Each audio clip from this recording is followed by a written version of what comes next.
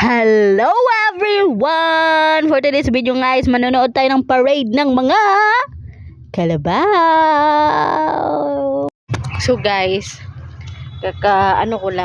kagising ko lang. Tapos nagmamadali kami kasi may parada pala dito kasi piyesta pala sa amin.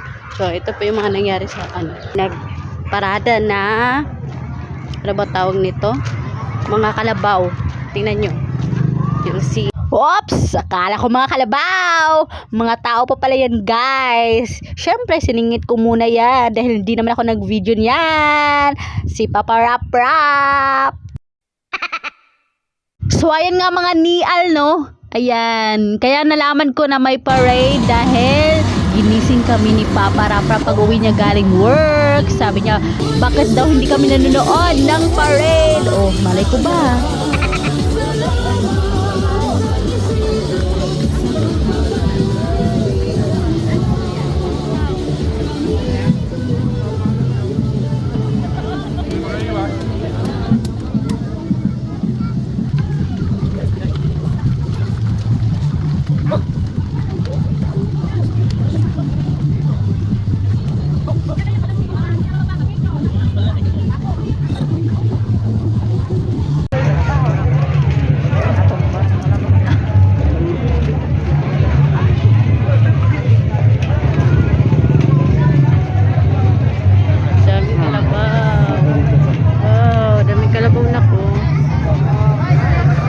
Gising lang guys.